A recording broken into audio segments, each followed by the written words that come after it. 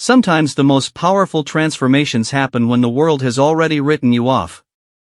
When whispers fill the corridors, when former allies turn their backs, and when every door seems permanently sealed shut. This is the story of Colonel Sarah Mitchell, a brilliant military strategist whose career appeared to crumble in a single, devastating moment. While everyone else saw an ending, one four-star general saw something different entirely. He saw potential where others saw failure, strength where others saw weakness, and a future where others saw only the past. What happened next would not only resurrect a career but redefine what it means to rise from the ashes of public disgrace. This is a story about second chances, unwavering belief, and the extraordinary power of seeing beyond the surface when everyone else has already made up their minds. The morning sun cast long shadows across the Pentagon courtyard as Colonel Sarah Mitchell walked through the familiar corridors one last time as a respected officer. Her polished boots echoed against the marble floors, each step a reminder of the 15 years she had dedicated to serving her country. At 38, she had already achieved what many considered impossible for a woman in the military. She held 2 master's degrees in strategic studies and international relations, had served 3 tours in Afghanistan, and was widely regarded as one of the most brilliant tactical minds of her generation. Sarah's office on the 4th floor overlooked the Potomac River, a view she had earned through countless 18-hour days and sleepless nights analyzing intelligence reports. Her walls were lined with commendations, photographs with world leaders, and strategic maps marked with her successful operations. Colleagues often sought her expertise on complex international situations, and her recommendations had influenced major policy decisions. She was being considered for promotion to brigadier general, a milestone that would make her one of the youngest female generals in military history. But all of that changed on a humid Tuesday in July. The mission had seemed routine at first. Intelligence reports indicated a high-value target was meeting with known terrorist operatives in a compound outside Kabul. Sarah, serving as the Strategic Operations Coordinator, had spent weeks analyzing satellite imagery, intercepted communications. Everything was proceeding flawlessly until the moment it all went wrong. The explosion occurred at 0347 local time. What intelligence reports had failed to reveal was that the compound also served as a temporary shelter for displaced families from a nearby village that had been evacuated due to fighting in the region.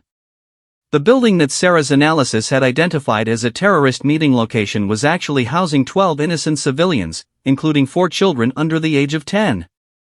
The aftermath was devastating. International media descended on the scene within hours, broadcasting images that would forever be seared into Sarah's memory.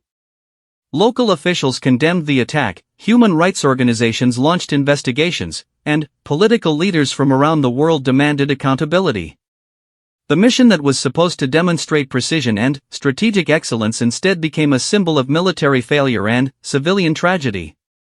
Sarah found herself at the center of an international controversy that threatened to damage diplomatic relationships and undermine ongoing peace negotiations. Her phone rang constantly with calls from reporters, investigators, and politicians demanding explanations. The Pentagon's Public Affairs Office worked around the clock to manage the crisis, but the damage seemed irreparable. Internal investigations began immediately. Sarah cooperated fully, providing every document, communication, and analysis that had informed her strategic assessment. She explained her methodology, walked investigators through her decision-making process, and accepted full responsibility for the intelligence failure. While the investigation would eventually reveal that the faulty intelligence came from multiple sources beyond her control, the immediate need for accountability fell squarely on her shoulders. The media painted her as either incompetent or callous, depending on the publication. Some articles questioned how someone so young could have been entrusted with such critical responsibilities. Others suggested that her rapid rise through the ranks had been more about politics than ability. The narrative that emerged was of an ambitious officer who had prioritized career advancement over careful consideration of civilian safety. Within the Pentagon, the reaction was swift and decisive.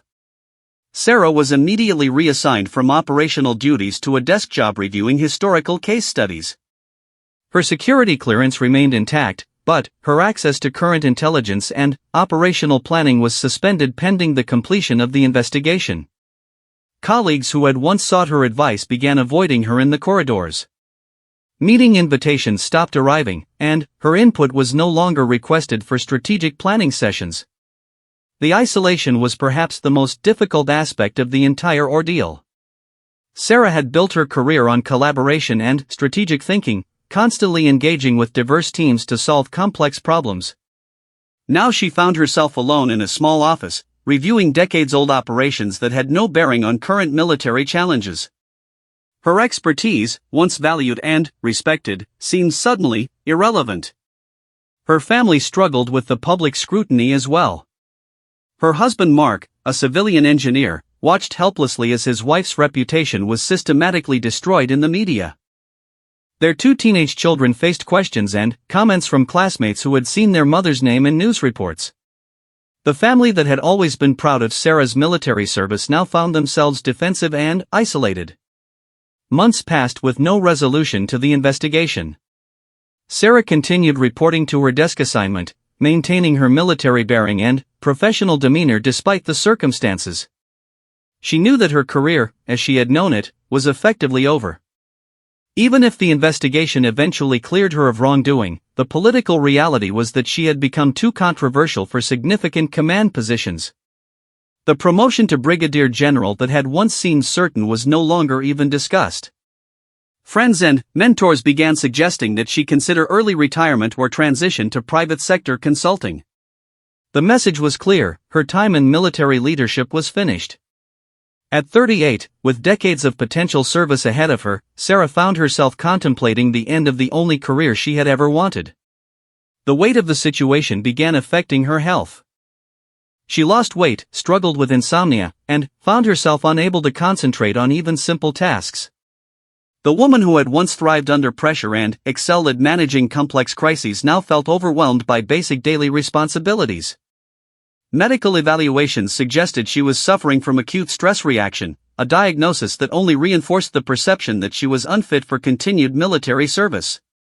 As autumn arrived, Sarah had resigned herself to the reality that her military career was over. She began quietly exploring opportunities in the private sector, reaching out to former colleagues who had transitioned to defense contractors or consulting firms. The conversations were polite but not encouraging. Her association with the failed operation had made her name recognizable for all the wrong reasons. It was during this darkest period that an unexpected message arrived. Sarah's secretary informed her that General Robert Harrison, a 4-star general known for his unconventional approaches to leadership and strategy, had requested a meeting with her.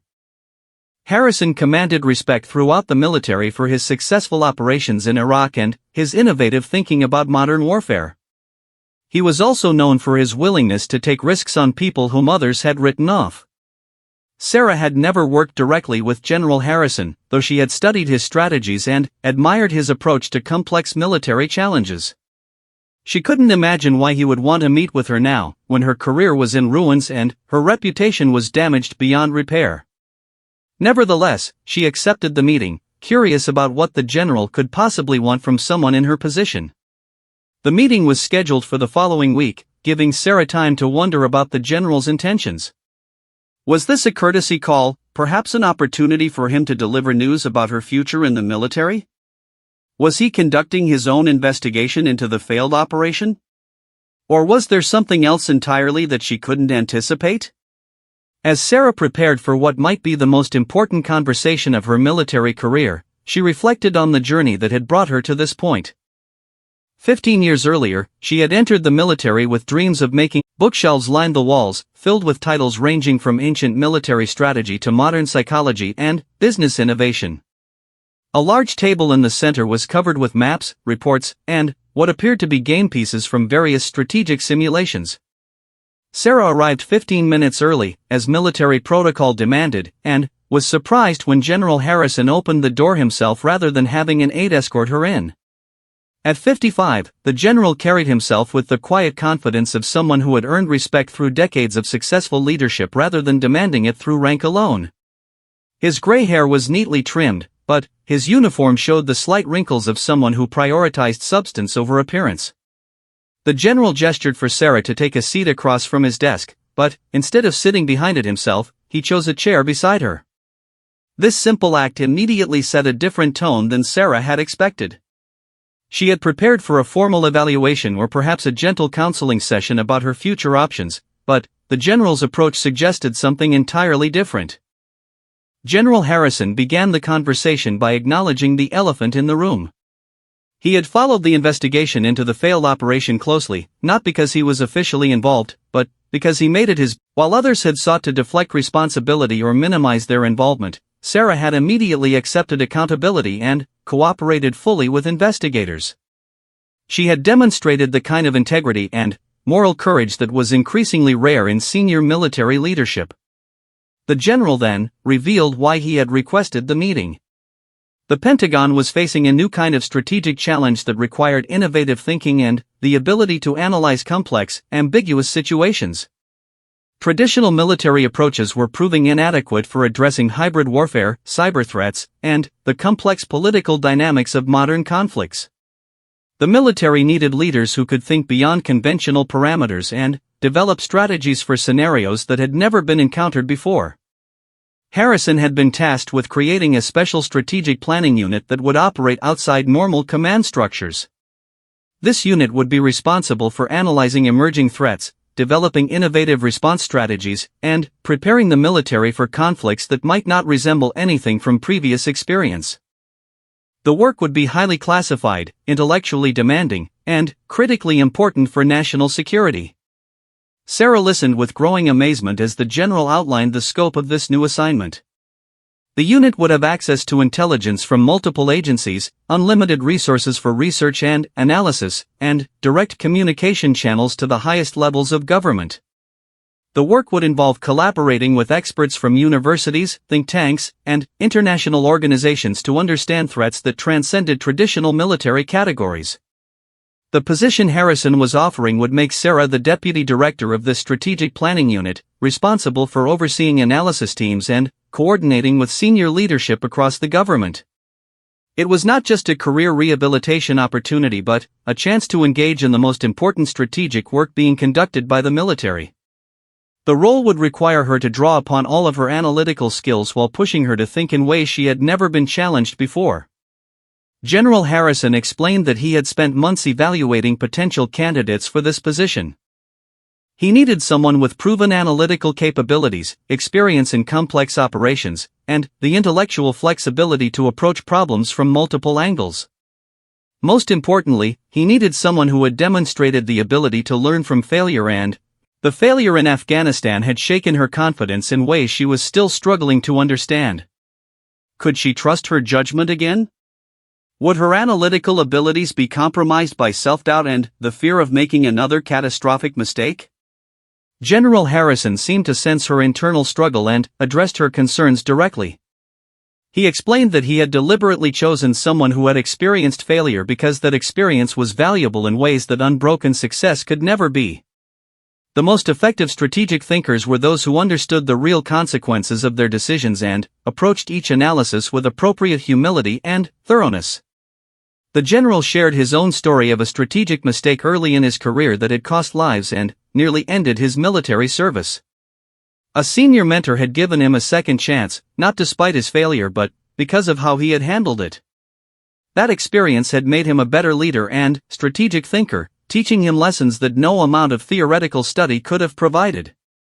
Sarah asked for time to consider the offer, and General Harrison agreed, giving her a week to make her decision. As she prepared to leave, the general handed her a thick folder containing background materials about the strategic challenges the new unit would address. The documents were classified at the highest levels, requiring her to review them in secure facilities, but they would give her a comprehensive understanding of what the role would entail. Over the following days, Sarah immersed herself in the background materials Harrison had provided. The scope and complexity of the strategic challenges facing the military were even greater than she had realized. Traditional approaches to national defense were proving inadequate in the face of hybrid warfare tactics, sophisticated cyber attacks, and the blurred lines between military and civilian targets in modern conflicts. The more she studied the materials, the more she realized that her experience with the failed operation, as painful as it had been, had actually provided her with insights that would be valuable in this new role. She understood the limitations of intelligence gathering, the importance of considering civilian populations in strategic planning, and the need for comprehensive risk assessment in ways that she had not fully appreciated before. Sarah also began to understand why General Harrison had chosen her specifically. The new strategic planning unit would be dealing with situations where incomplete information, ambiguous intelligence, and complex political considerations would be the norm rather than the exception. Her experience navigating such challenges, even when the outcome had been tragic, had prepared her for this kind of work in ways that more conventional career paths could not have done. Her husband Mark was initially concerned about Sarah taking on such demanding responsibilities so soon after the trauma she had experienced. However, as they discussed the opportunity together, he began to see that this work represented not just a second chance for her career but an opportunity for her to channel her experience and insights in ways that could prevent similar tragedies in the future. Their children were also supportive, though they expressed concerns about the continued high-profile nature of their mother's work. Sarah explained that the new position would be largely behind the scenes, focused on analysis and planning rather than operational command. The work would be critically important but would not subject the family to the kind of public scrutiny they had experienced during the recent crisis. By the end of the week, Sarah had made her decision. She would accept General Harrison's offer and take on the challenge of building and leading the new strategic planning unit. The work would be demanding and the pressure intense, but it represented an opportunity to use her skills and experience in service of her country in ways she had never imagined possible. When she met with General Harrison to accept the position, he was pleased but not surprised by her decision. He had recognized something in Sarah that she was still discovering about herself, the ability to transform failure into wisdom and adversity into strength.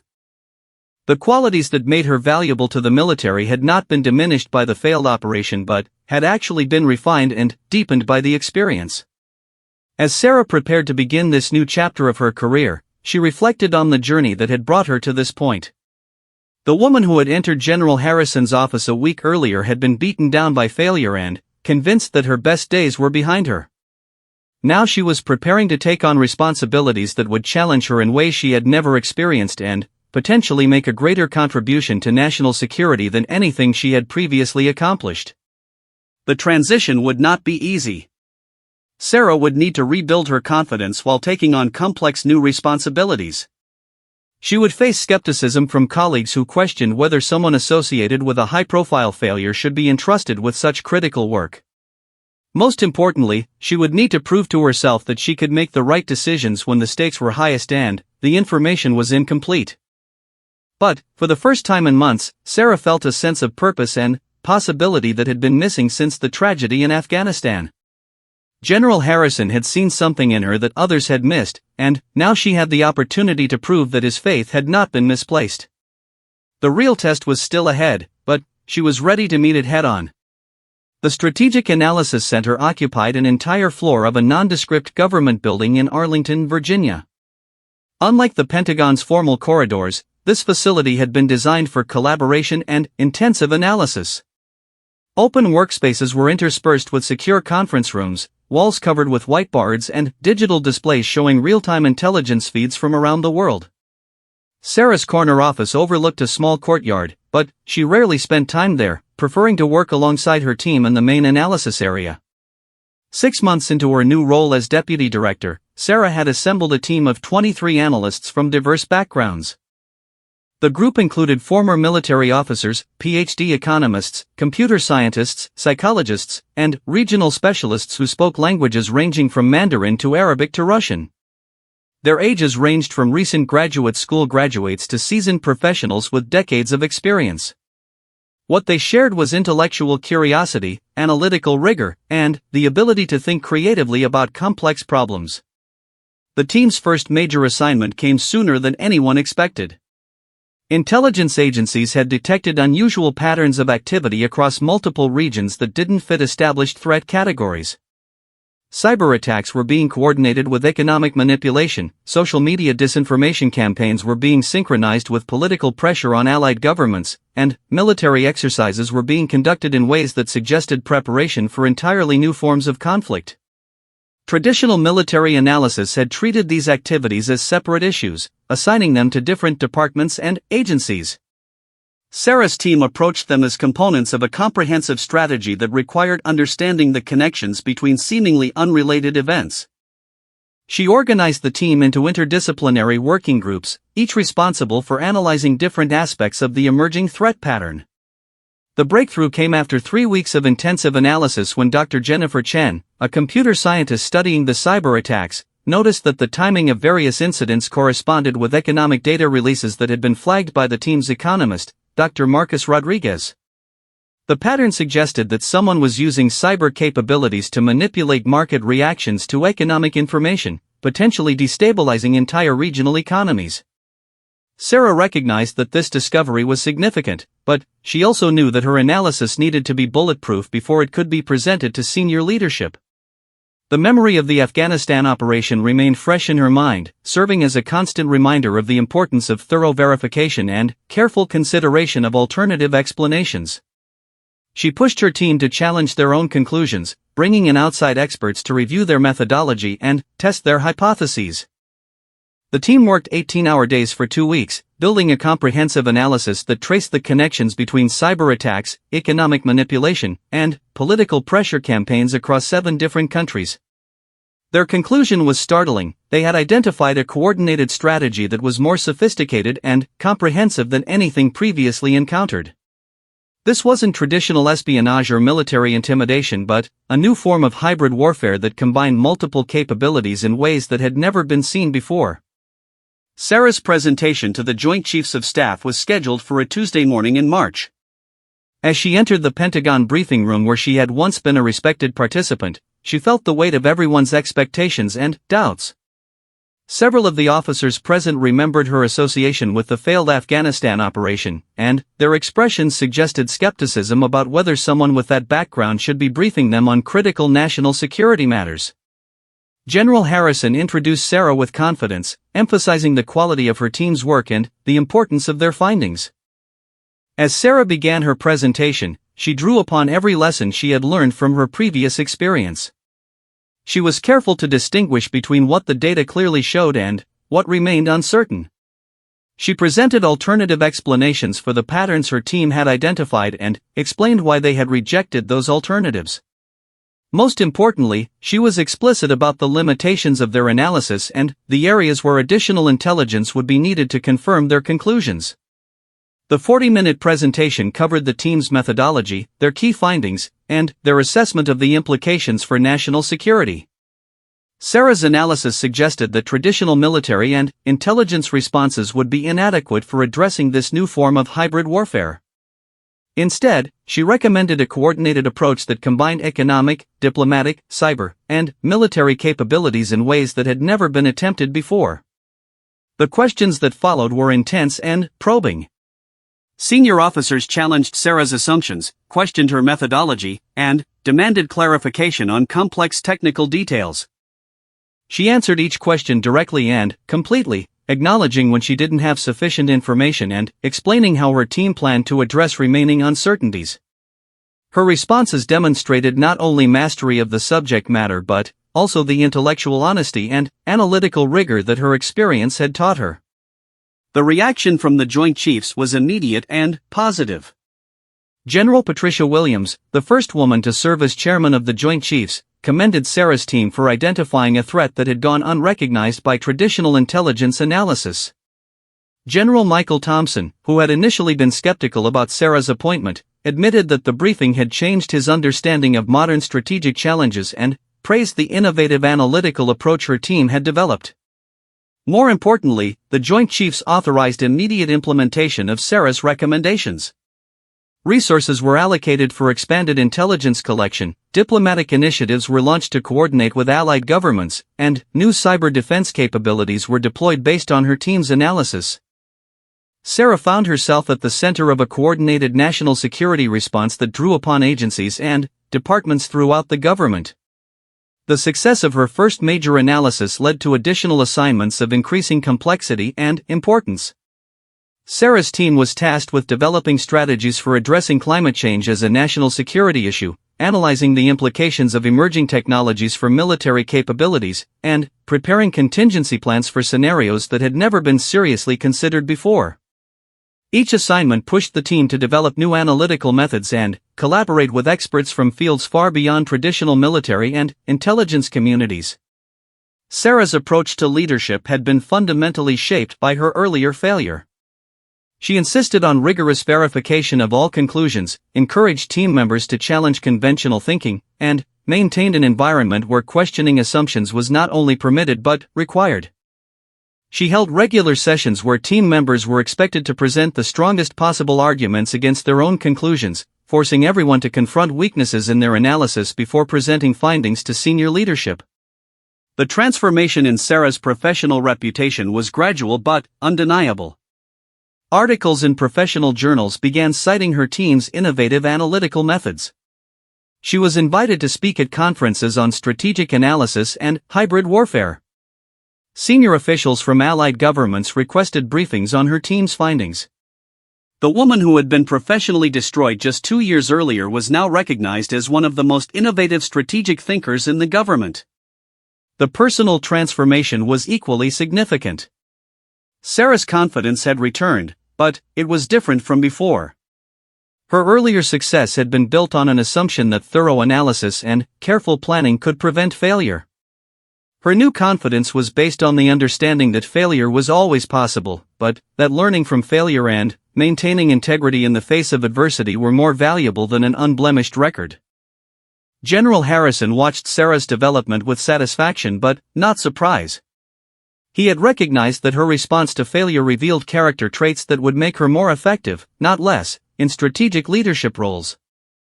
Her willingness to accept responsibility, learn from mistakes, and maintain ethical standards under pressure were exactly the qualities needed for the complex challenges facing modern military leadership. The unit Sarah led continued to grow in size and importance. By the end of her second year, the Strategic Analysis Center had expanded to 70 analysts and had established cooperative relationships with universities, think tanks, and research institutions around the world. Their work was briefed regularly to the president and had influenced major policy decisions affecting national security strategy. Sarah's promotion to brigadier general came 3 years after the Afghanistan operation that had seemingly ended her career. The ceremony was held in the Pentagon courtyard where she had walked in disgrace just a few years earlier. General Harrison, now retired but serving as a senior advisor, presided over the ceremony. In his remarks, he spoke about the importance of giving talented people second chances and the value of leaders who had learned from failure. In her acceptance speech, Sarah reflected on the journey that had brought her to this moment. She spoke about the importance of integrity, the value of diverse perspectives in strategic thinking, and the responsibility that comes with leading people who are serving something larger than themselves.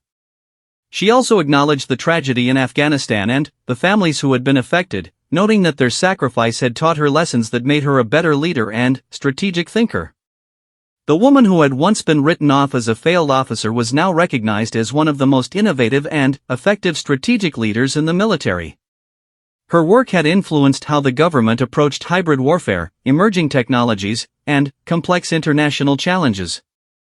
More importantly, her leadership had demonstrated that failure, when met with integrity and humility, could become the foundation for greater success than had previously seemed possible. Sarah's story became a case study in military leadership programs, not just for her analytical innovations but for how she had transformed professional failure into personal and professional growth.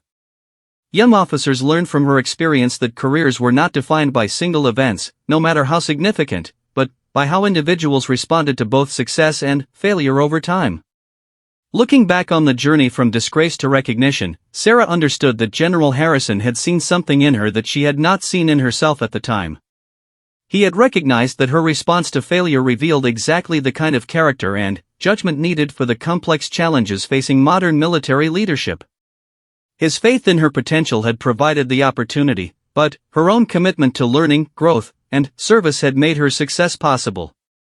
The Strategic Analysis Center continued to tackle increasingly complex challenges under Sarah's leadership, but she never forgot the lessons learned during the darkest period of her career.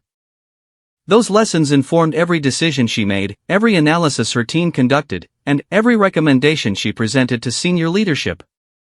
The failure that had once seemed to end her career had actually prepared her for achievements that exceeded anything she had previously imagined possible.